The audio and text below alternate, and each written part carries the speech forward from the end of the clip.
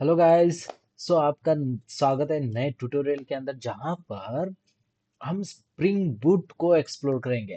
सबसे important part होता है फुल स्टैक डेवलपिंग में कि आपको स्प्रिंग बूट पता होना जरूरी है एज क्योंकि बैकएंड सर्वर डिजाइन करने के लिए। तो स्प्रिंग बूट एक्चुअल में क्या है, पूरा ओवरऑल यहाँ पर मैंने आपके लिए एक विथ नोट्स ये ट्यूटोरियल बनाया है। सब कुछ स्पेशली आपके लिए ही है और यहाँ पर कुछ भी पेड वर्जन नहीं है, सब कुछ आपको फ्री में मिलेगा with notes and with codes and उसके लिए क्या क्या लगेगा एंड ओवरऑल बहुत सारे थिंग्स।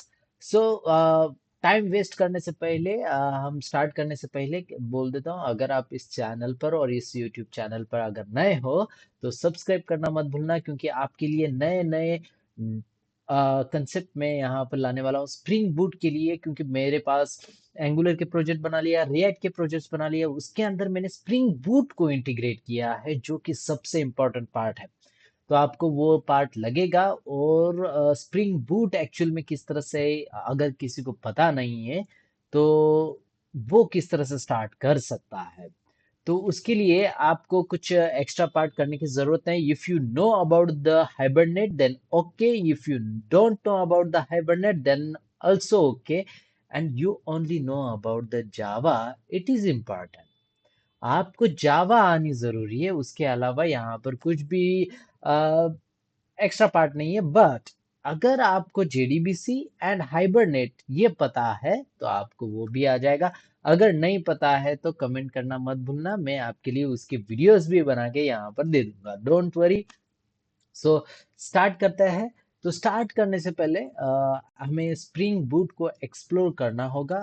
इंट्रोडक्टरी पार्ट देख लेते हैं, what is Spring Boot and why it is necessary to use Spring Boot. It is doesn't matter, but we previously in older version, या फिर आप बहुत साल पहले हम यूज करते थे सर्वलेट। सर्वलेट में और क्या प्रॉब्लम थी, अगर किसी ने सर्वलेट यूज किया है तो उससे पता है, अदरवाइज उसकी जरूरत नहीं। बट आप यहाँ पर इंट्रोडक्टरी पार्ट के अंदर आपको सब कुछ रिजॉल्व हो जाएगा। तो स्टार्ट कर लेते हैं। स्टार्ट करने से पहले मैं आपको चलो मैं पीपीटी ओपन करके दिखा देता हूँ। Here we go for Spring Boot. यहाँ पर सब कुछ यानी आपके लिए ही बनाया गया है, पूरा backend with rest APIs, overall things यहाँ पर मैंने सब कुछ बना के रखा है। बस अब हमें अब पीपीटीज को फॉलो करना है। हाँ, तो स्प्रिंग बूट ट्यूटोरियल स्टार्ट कर लेते हैं। तो हियर वी गो। और मैं यहाँ पर F11, ठीक है। तो ये है Spring boot tutorial episode first 1। तो episode introduction, need and core concept यहाँ पर मैं एक्सप्लोर करना चाहूंगा। ये सब कुछ मैंने एआई से हेल्प लेकर ही बनाया है। तो AI it is very important part. अगर आपको एआई आता है तो इट्स गुड, नहीं आता है तो कोई बात नहीं है, फिर भी आपको एआई को यूज करना आना जरूरी है। लेट्स स्टार्ट करता है हमारा introductory part. What is spring framework, which is very important part in when we start the spring boot, you know about the spring framework, but you didn't write any code about the spring framework, doesn't matter, but you conceptually you know about the spring boot, it is very important. Let's now little bit explore with the spring framework. The spring framework is a comprehensive, lightweight and platform for building java application. It provides infrastructure supports through modules and handle everything from dependency injection to the web application, which is very important part in that what is the dependency injection. For example, you have a class A and you have a class B, both are different classes, but if you want to embed the class B inside the class A, so at that time you directly mention the class B is class A is dependent on class B. Here we normal example है ये आपके लिए, just आपको explore करना आना जरूरी है, इसलिए मैंने यहाँ पर डिपेंडेंसी इंजेक्शन का एक छोटा सा एग्जांपल। यहाँ पर आप कंस्ट्रक्टर के थ्रू आप जब एक प्रॉपर्टी को दूसरे प्रॉपर्टी या एक एंटिटी को दूसरे एंटिटी के अंदर यूज कर रहे हो, या फिर आप कह सकते हो हैजर रिलेशनशिप यूज कर रहे हो जावा का, उस टाइम पर जब आप यहाँ पर क्रिएट करोगे तो वहां पर ऑब्जेक्ट क्रिएट करना जरूरी होता है जावा के अंदर। But in the Spring framework, we don't want to create any object. We don't create any object by using new keyword. So here, Spring container internally handles all the things. So it's just like a bean. सो उसे been बोला जाता है। सो spring container के अंदर सारे objects create हो जाते हैं और उनको यूज किया जाता है। ये कंसेप्चुअल है। तो अगर आप स्प्रिंग फ्रेमवर्क को और एक्सप्लोर करना चाहते हो तो डॉक्यूमेंट्री पढ़ना जरूरी है।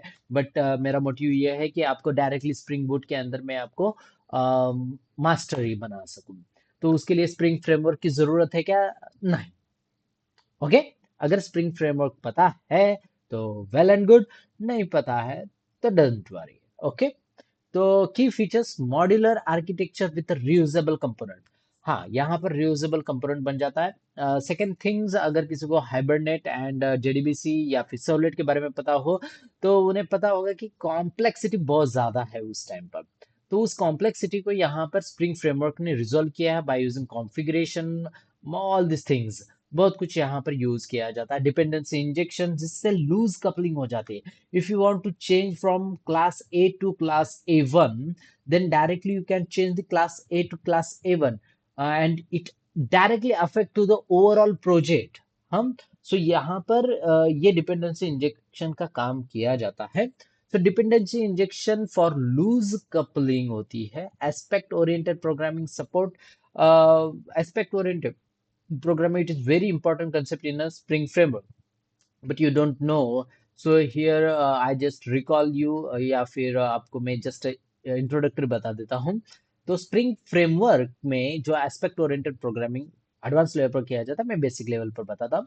तो यहाँ पर बिफोर और एक आफ्टर एक कंसेप्ट आता है, एक एनोटेशंस आता है जिनको हम यूज करते हैं।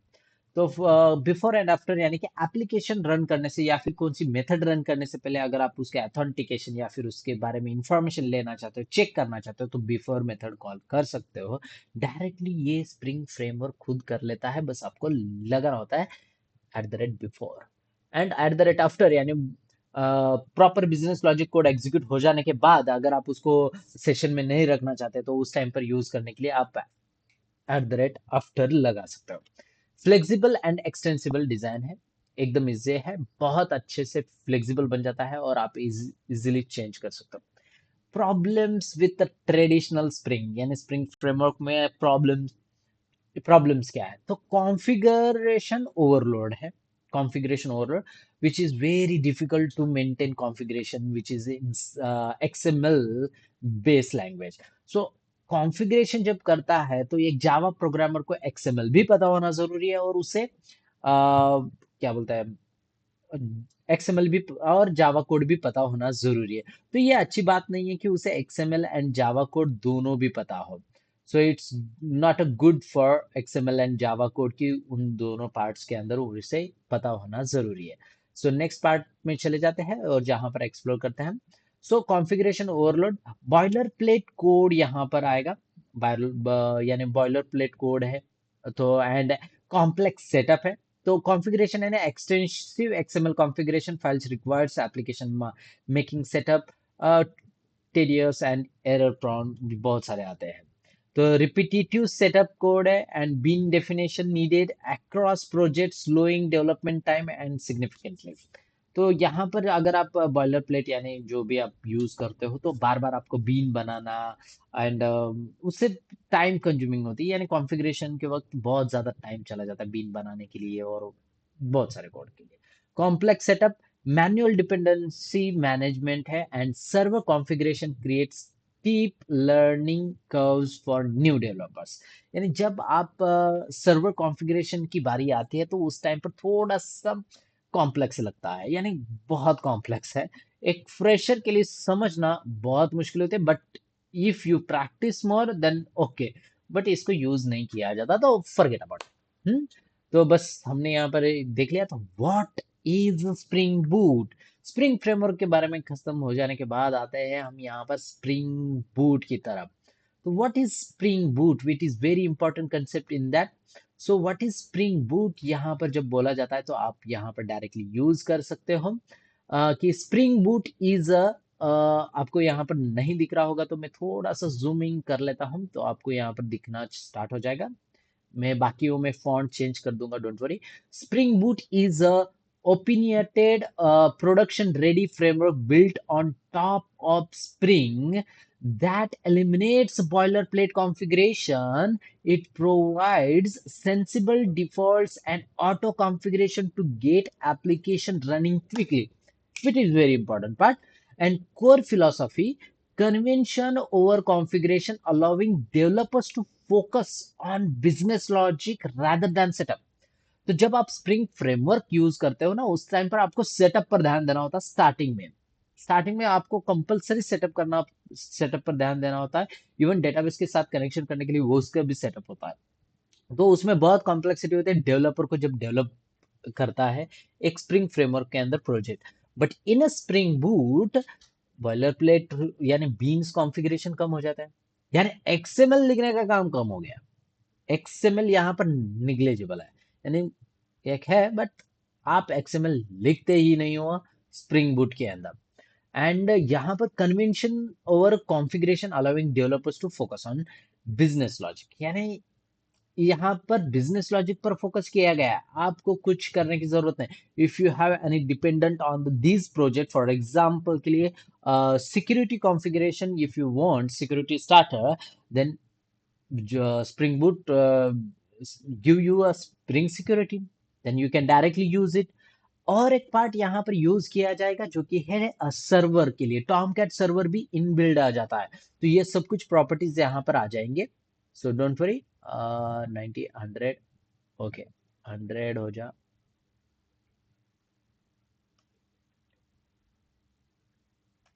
100 okay. And here we go. Oh यहाँ पर ओके, सॉरी गाइस, थोड़ा सा मैंने गड़बड़ कर दिया। ओके ठीक है।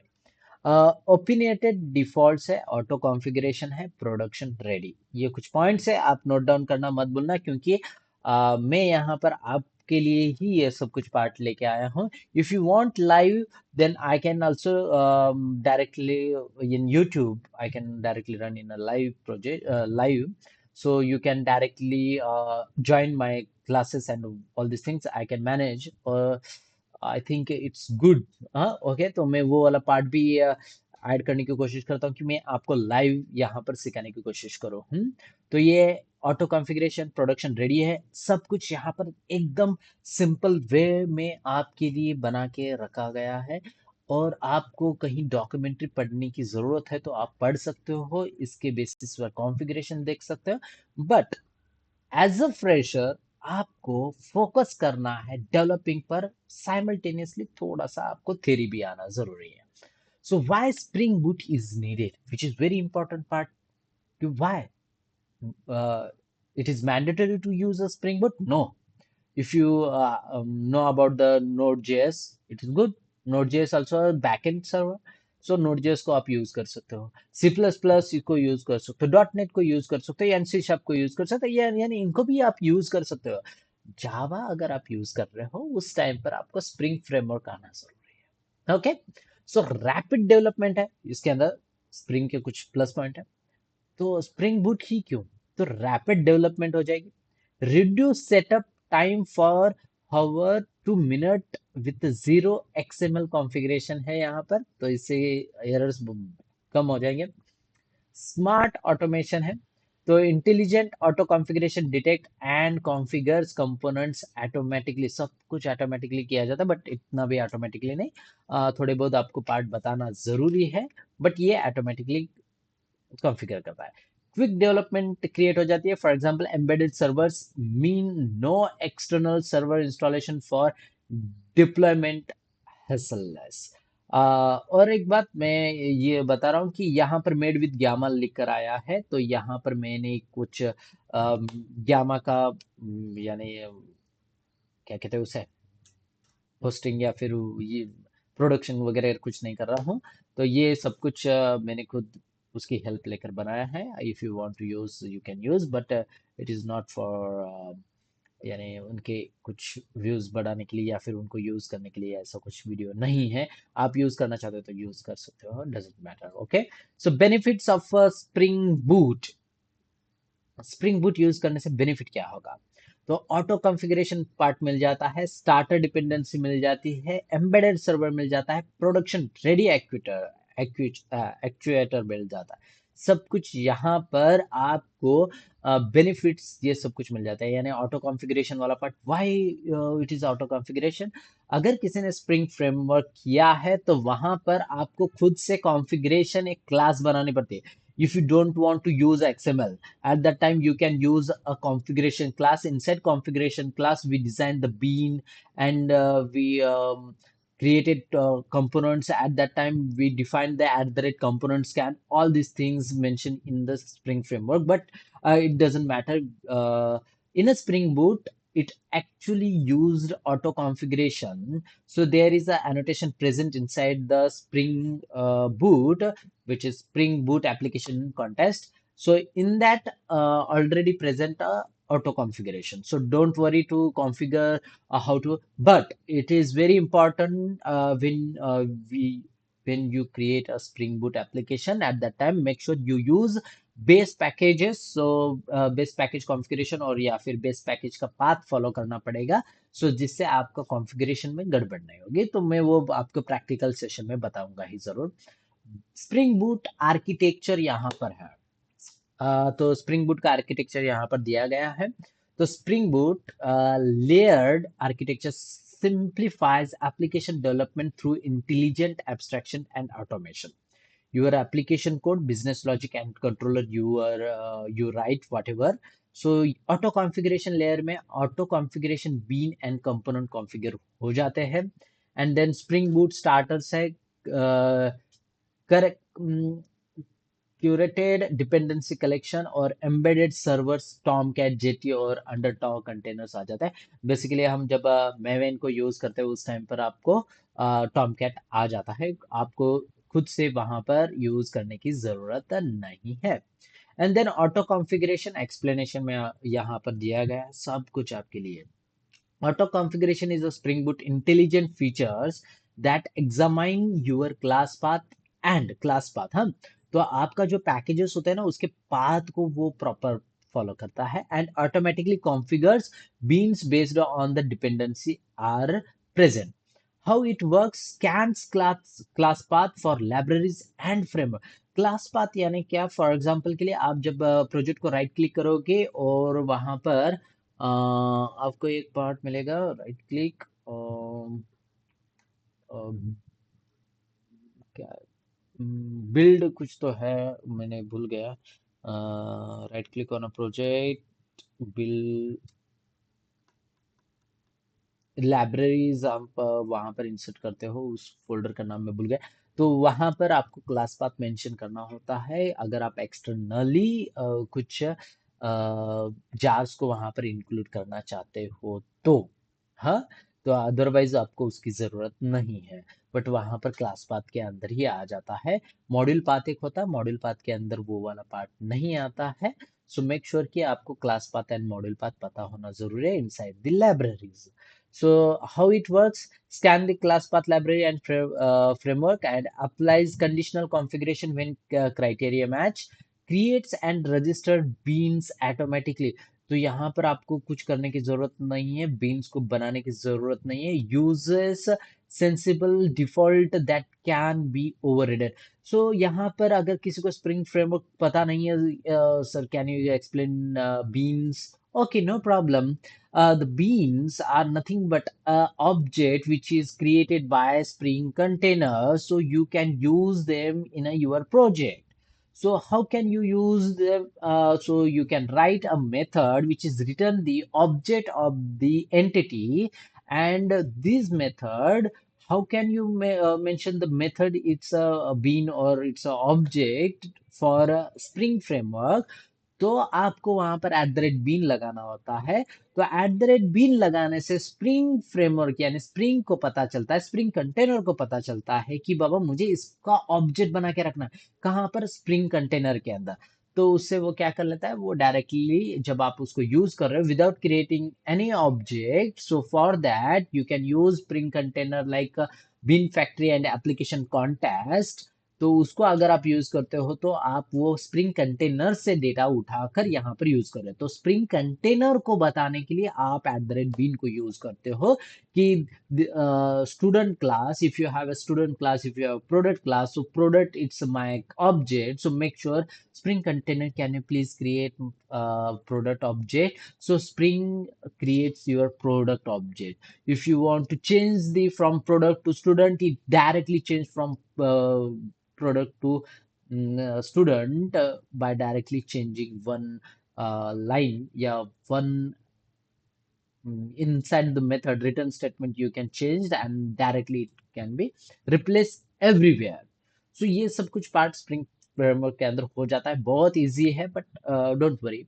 तो example, add a spring boot starter data jpa and spring boot automatically configure data source entity manager and transaction manager।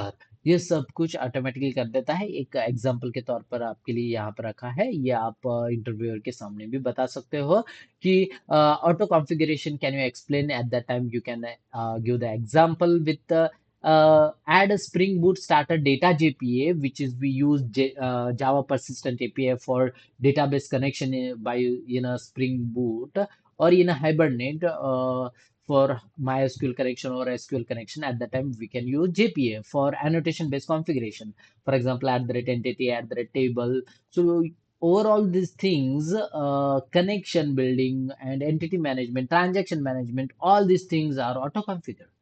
So आपको वहां पर उसके करने की जरूरत नहीं, बट इन स्प्रिंग फ्रेमवर्क आपको वो पार्ट करना होता है जो कि यहाँ पर आपको करने की जरूरत नहीं है। ये सब कुछ प्लस पॉइंट यहाँ पर आ जाएंगे।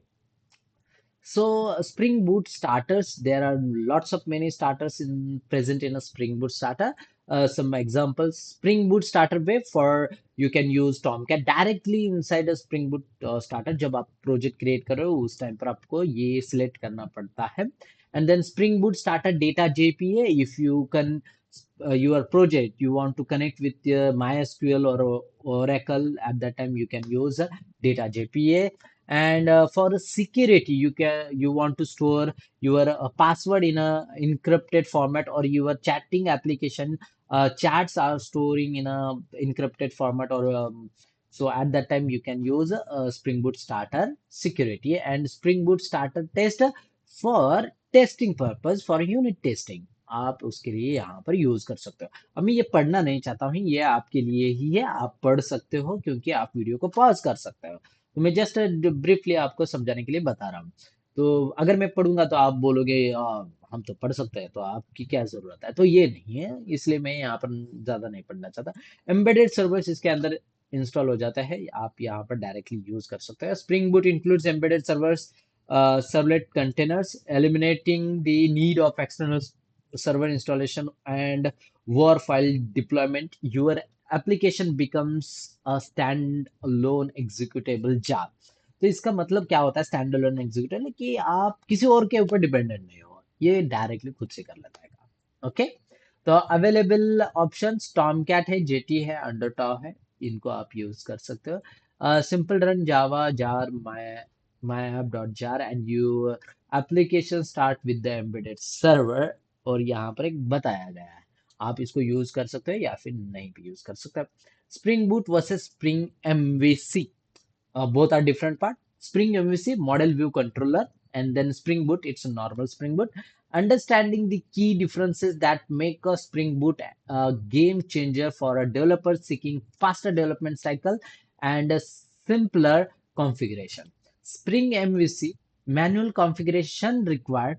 When you use a Spring MVC, at that time manual configuration make sure you can use compulsory, and complex XML setup, it is more complex, and then multiple dependency to manage and longer development time. It more takes, or it's two takes long development.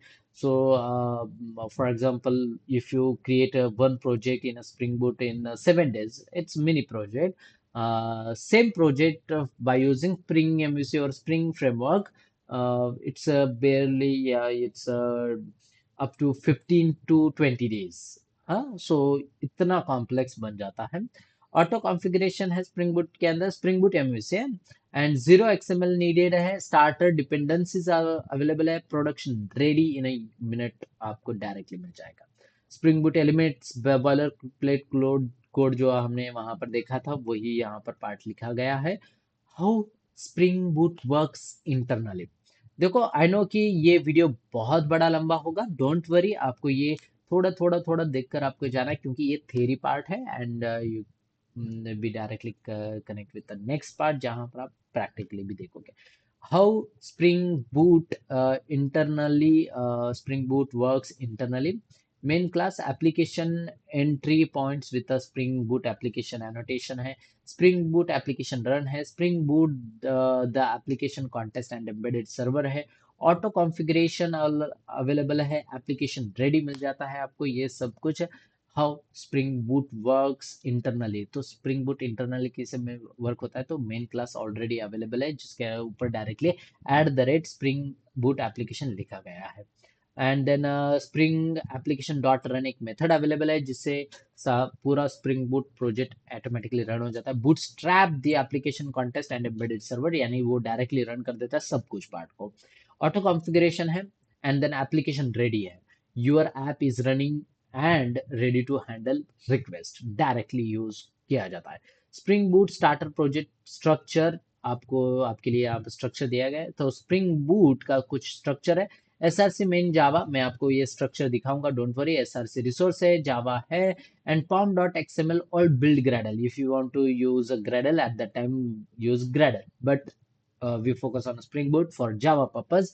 So Java pom.xml dependency management के लिए वहां पर use किया था। What is dependency management?